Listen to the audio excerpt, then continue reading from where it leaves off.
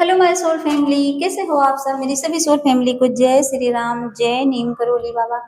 देखिए, past life Karma क्या होता है। पास्ट लाइफ कर्मा वो कर्मा होता है जो इंसान पिछले जन्म में करके आता है और इस जन्म में जब भुगतता है तो वो होता है पास्ट लाइफ कर्मा। उस कर्मे से इंसान एकदम टूट के बिखर जाता है। पास्ट लाइफ कर्मा ऐसा होता है ना कभी कभी कि इंसान पूरी जिंदगी रोता रहता है और हमेशा यही उसको डाउट रहता है कि इस जन्म में तो मैं तो बहुत अच्छा कर्म किया हूँ, फिर क्यों सजा मिल रही है। कभी कभी ऐसा होता है ना, बहुत लोग बहुत ज्यादा अच्छे कर्म करके इस धरती पे रहते हैं जिंदा, मतलब इंसान जो प्रेजेंट में जी रहा होता है वो बहुत अच्छे से रहता है, उसका नेचर कभी कभी किसी को हर्ट भी नहीं किया रहता है, उसके बाद भी वो दुख पाता है। लेकिन वो ये नहीं समझता कि हो सकता है मेरा पास्ट लाइफ कर्मा हो, लेकिन वो पास्ट लाइफ कर्मा ही होता है जो आप पिछले जन्म में किए हो, इस जन्म में भर रहे हो। लेकिन आप इससे बहुत ज्यादा अवेयर रहना कि अगर मुझे दुख भी मिल रहा है तो मैं गलत रास्ते पे न जाऊं, क्योंकि आप उसके लिए पता है क्या करोगे। अगर आप भटक गए फिर से एक नया कर्मा बना लोगे। जैसे होता नहीं, पास्ट में बनाए फिर प्रेजेंट में भुगत रहे हो और फिर से बना के फ्यूचर में भुगतना है। ये तीनों है, ये चलते रहते हैं। जो पास्ट में इंसान करता है वो प्रेजेंट में भुगतता है, उसके बाद क्या होता है कि जो प्रेजेंट में कर लिया, जैसे मान लीजिए प्रेजेंट में आपने किसी को हर्ट कर दिया, वो भी यही रहता है, वो फिर आगे चल के मिलता है, मतलब आपके फ्यूचर में, तो आपको लगता है कि हाँ ये तो मैंने क्या कर दिया। तो इस चीज से बहुत अलर्ट रहना है।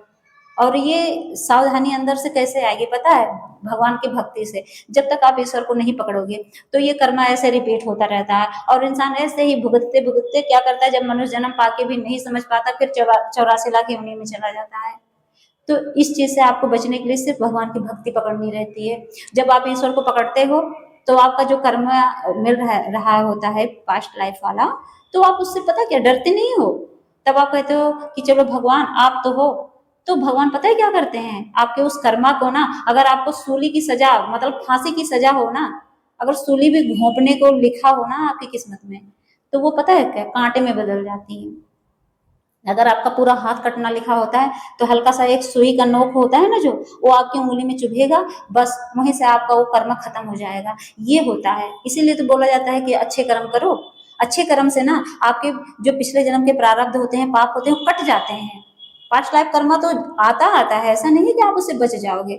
संतों को आया, ऐसा नहीं है कि कोई संत है तो भक्ति कर रहा है तो उसको दुख नहीं है, उसको भी बुखार होता है, उसको उनकी भी तकलीफें हैं। ऐसा नहीं है कि वो अपने कर्मों से उसको काट रहे हैं, लेकिन वो पता है क्या कर रहे हैं। हमारे आदरणीय प्रेमानंद महाराज जी को देख लीजिए, अब वो किडनी से परेशान है लेकिन उससे परेशान थोड़ी ना हो रहे हैं, उनका पास्ट लाइफ का कोई कर्मा है, वो काट रहे हैं और देखो भगवान हंसते हंसते कटा रहे हैं उनसे। जरा सा तकलीफ रहता है, सुइयां चुभती हैं, लेकिन देखो खुश होके काट रहे हैं, क्योंकि उन्होंने उससे समझौता कर लिया है, दोस्ती कर ली है, तो वो खुश हैं और अपने आगे का कर्मा एकदम साफ कर रहे हैं। आगे का जो होता नहीं कि जो इंसान कहता है अपना फ्यूचर वो एकदम सिक्योर कर रहे हैं।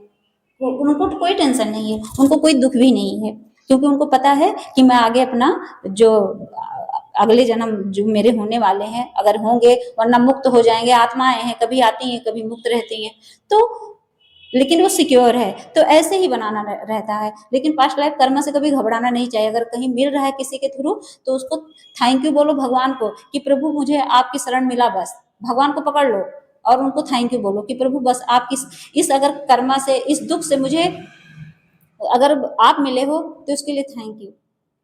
लेकिन भगवान को जरूर पकड़ना। अगर आप दुखी हो, कोई भी मेरी सोल फैमिली अगर परेशान है, तो तुरंत भगवान को पकड़ लेना। भगवान ये समझ लेना कि भगवान आपको बुला रहे हैं कि अब घबराओ मत, मेरे पास आ जाओ।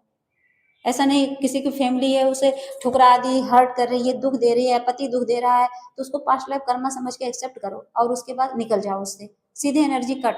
कट करने का मतलब उससे भागना भी नहीं है, नहीं दूर भाग रहे हो, बस अंदर से एनर्जी कट करके सीधे अपनी पूरी जिंदगी भगवान को सौंप दो। भगवान को सौंप दोगे, खुश रहोगे। जय श्री राम, जय नीम करोली बाबा।